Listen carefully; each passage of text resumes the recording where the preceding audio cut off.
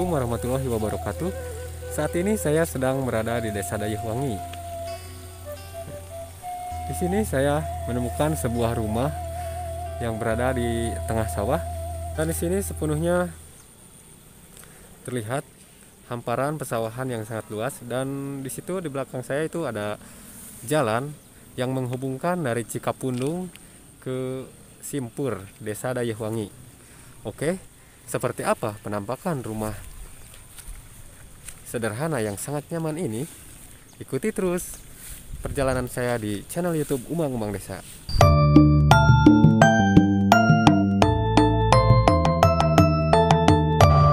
Di sini seperti inilah akses jalan menuju rumah tersebut.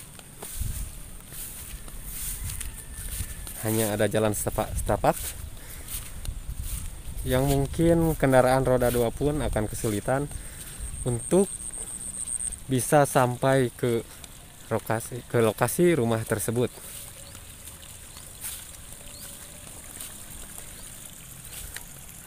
Dan ini di sekelilingnya adalah pesawahan yang sangat luas.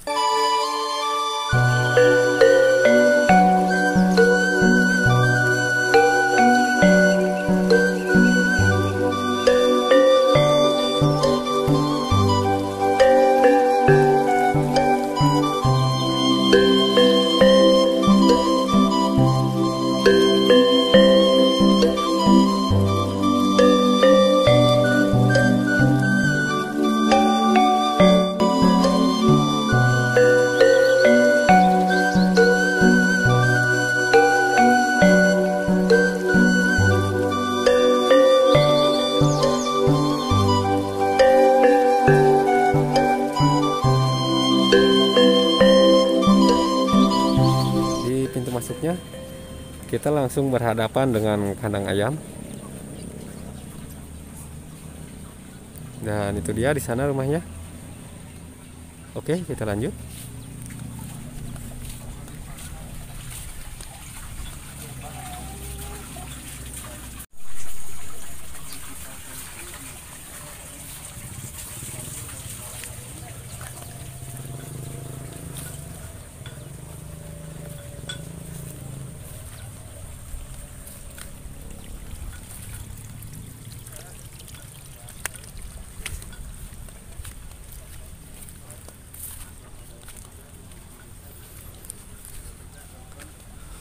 Oke, dan yang mungkin ada sebagian orang yang bertanya, "Bang, katanya itu rumah sendirian, tapi kok itu masih ada rumah lagi di sana dan juga di sana?" Oke, baik. Jadi itu bukan rumah, yang itu saung atau gubuk. Ya, biasanya itu digunakan untuk para petani untuk menyimpan barang-barang perkakas seperti pacul, arit, dan lain sebagainya. Nah, di situ juga ada saung yang kecil juga, dan ini juga saung. Nah, saung khas orang Sunda itu ya seperti inilah keadaannya, yang terbuat dari bilik bambu yang dianyam.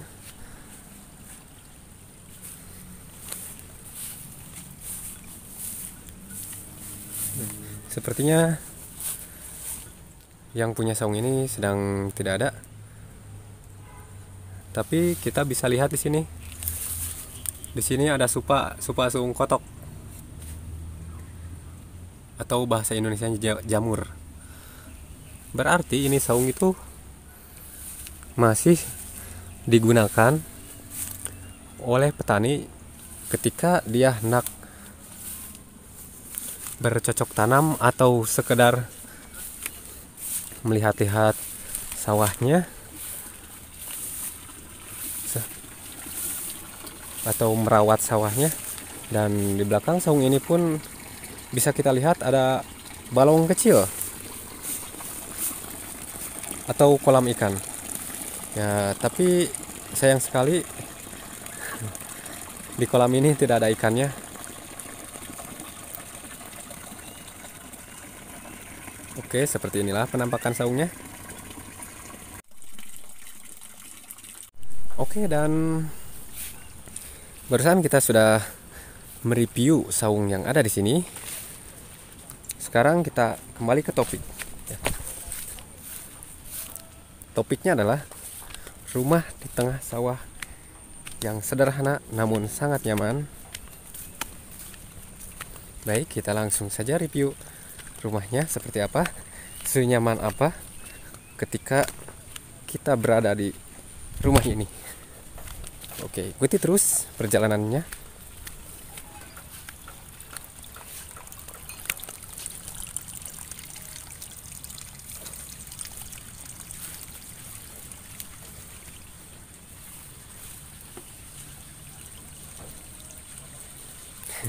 Dan di sini saya ngonten bareng sama Kang Hakim dari Rejikuna Channel. Buat yang belum subscribe, boleh dilihat. Oke, siap, makasih. Dan mungkin nanti linknya akan kita simpan di deskripsi ya. Siap, Kang Egi. Oke. Makasih, Kang Egi. Ya, jadi seperti inilah suasana rumah yang berada di tengah sawah ini.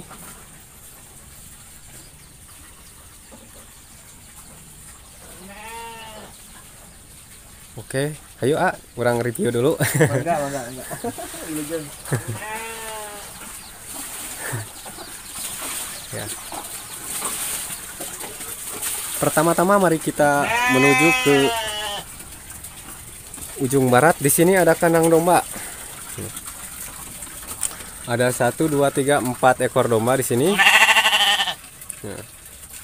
Halo, dia menyapa para subscriber tuh. Hai. Ya, dan di sini ada odot para domba. Terus bisa kita lihat ke sana, itu sangat luas banget.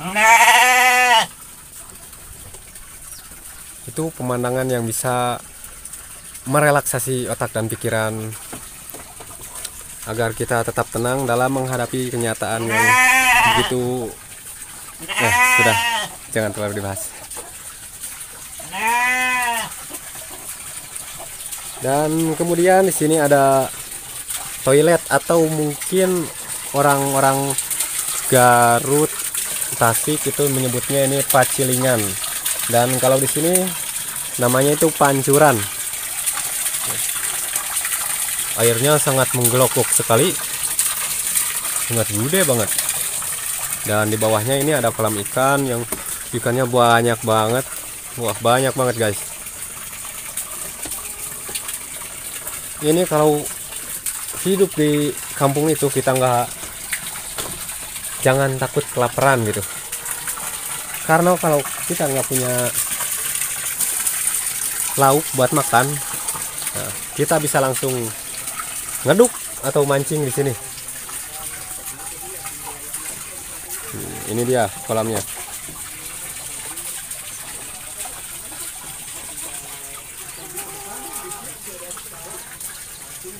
Nah, dan di situ ada tempat buat nongkrong, buat ngangin.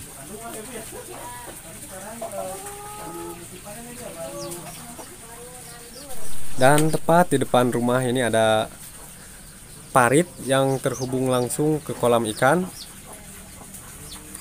Ini kalau di kita ini namanya solokan ya. Ada solokan. Dan di atasnya itu ada tanaman apa ini Pak? Konyal. Ya, tanaman konyal. Buat yang nggak tahu konyal bisa searching di Google aja.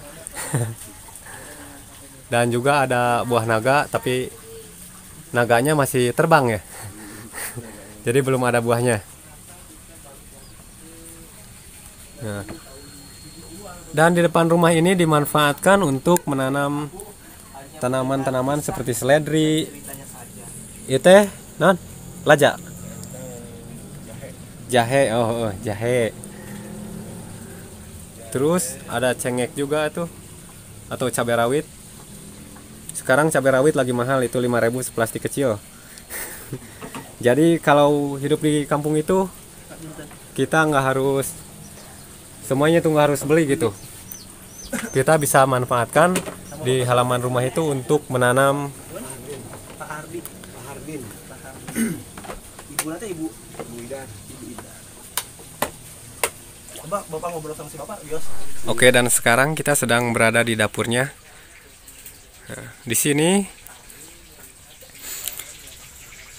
teringat di tahun 80-90-an ya. Masih menggunakan kayu bakar. Ini adalah hawu. Dan di atas ini kayu bakarnya. Kenapa kayu bakarnya disimpan di dekat hawu? Itu alasannya agar si kayu bakarnya itu bisa kering. Cepat kering karena mendapatkan suhu panas dari hawunya. Nah, seperti ini dia keadaan di dapurnya. Ya. Di sini juga ada perkakas-perkakas seperti arit, kored, dan ini juga arit buat pare. Arit ragaji.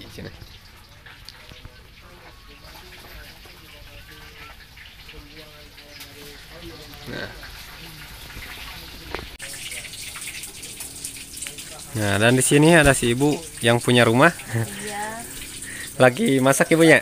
iya masak ini Oh. masak ikan. Masak ikan itu ada jeroan, Ya, ada tempe. sampai ada yang Hmm. ini juga bagus. Masaknya di kompor. Iya, Itu kan ada hawu, emang nggak digunain itu? ya digunain lah masak itu nasi kalau banyak kan di situ. Oh, jadi kalau hawu mah itu cuma buat Iya. masak nasi. Masak itu air, hari-harinya air. Oh, masak tuh, air. Anget di situ. Jadi kalau buat masak nasi, air Iya. itu digunakan dapur. hawu.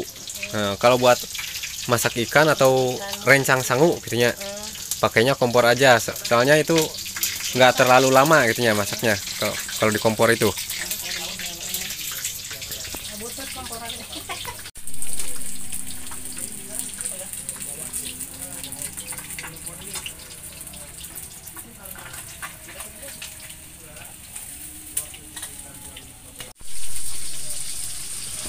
Urang mah ngobrolna di dia wae ibunya. Kumaha ibu? Gimana itu ibu betah tinggal di sini? Ya dibetah-betahin aja. Habisnya di kampung di lembur nggak punya tanah. Ya udah aja di ladang di sawah. Oh, jadi ini bukan kemauan ibu bapak berada di sini. Ya iyalah kalau ada mah mau di tanah di dekat masjid di dekat-dekat itu ibadah. Iya biar gampang beribadahnya. Iya nantinya udah tua kan susah. Ya kalau nggak ada mah di sana ya udah aja dibetah-betahin aja sini.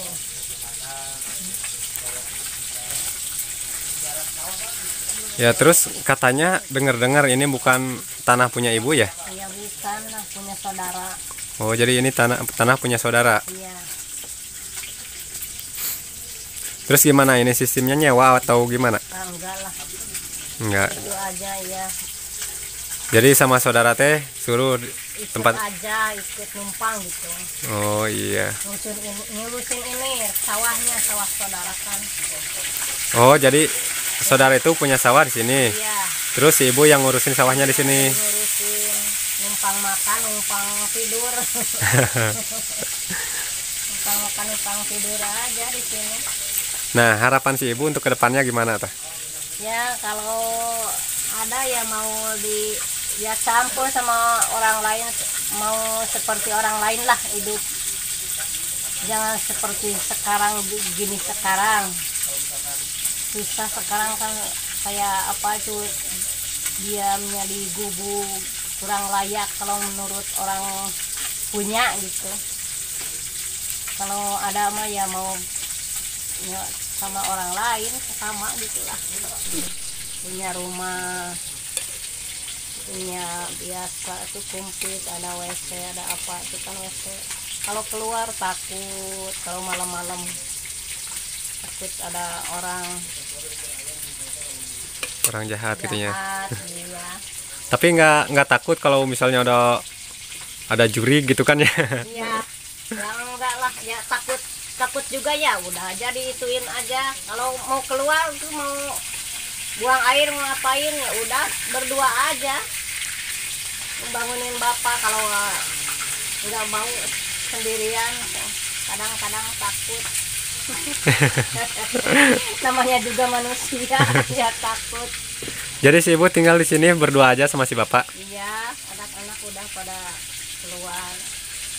Yang bertiga kalau si bungsu ada, kalau pulang dari sekolahnya, disekolahkan sama orang lain. Tinggal berdua sekarang.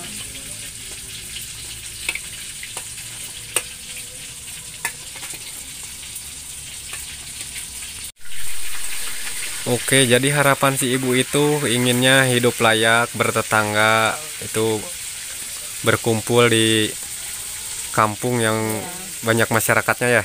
Iya. Jadi jadi berada di tengah sawah ini bukan murni keinginan si ibu sama si bapak. Oke, ibu terima kasih ya. Iya, sekali.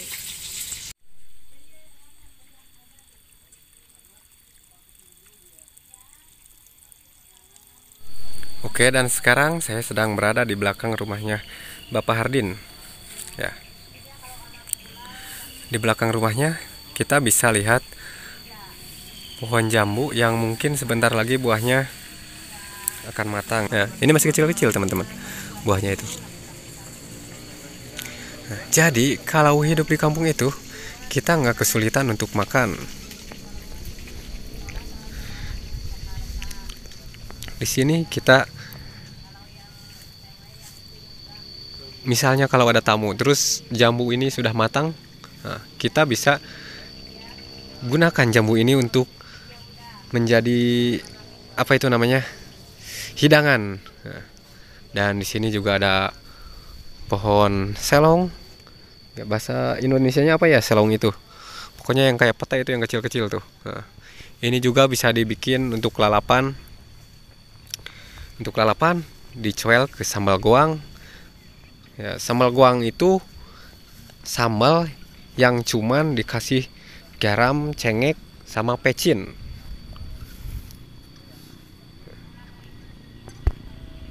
Di sana juga masih ada itu pohon selongnya. Dan ini pemandangan kesananya sangat luas sekali. Ini area pesawahan semua dan di sana terlihat hutan-hutan atau pasir atau pegunungan atau bukit mungkin ya. Lebih tepatnya bukit. Nah. Dan ini dia rumahnya. Rumahnya sangat jauh dari tetangga. Jadi kalau rumah jauh dari tetangga itu enaknya itu suasananya nyaman, adem. Dan juga jauh dari gibahan. Jauh dari dosa-dosa gitu. Gak ada teman buat ngegibah. Dan di sekitar sini tidak ada tiang listrik, jadi nggak ada jalur PLN. Maka dari itu si Bapak Hardin ini ngambil kabelnya jauh sekali. Ini sangat jauh, mungkin ada sekitar 500 meteran lah. Nah, dan katanya itu KWH-nya itu disimpannya di bawah sana. Jadi sangat berbahaya kalau misalkan kabelnya putus.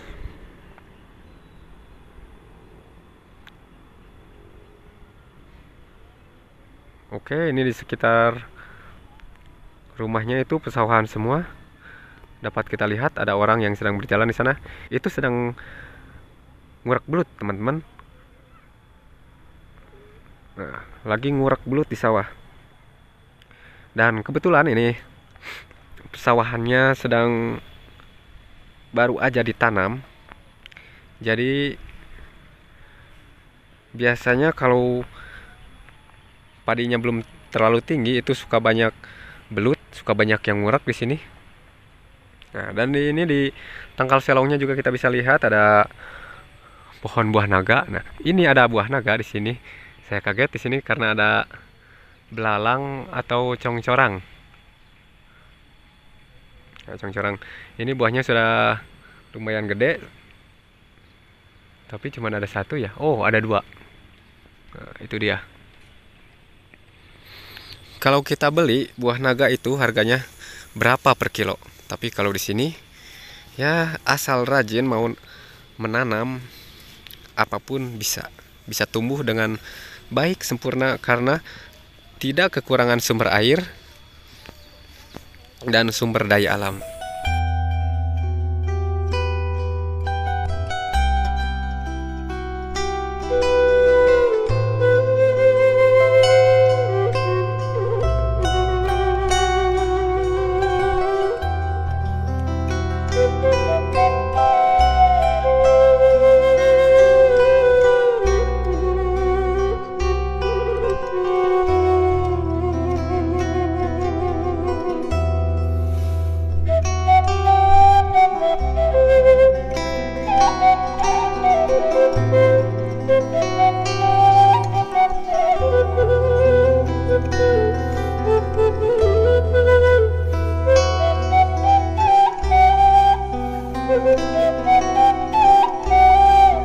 Thank you.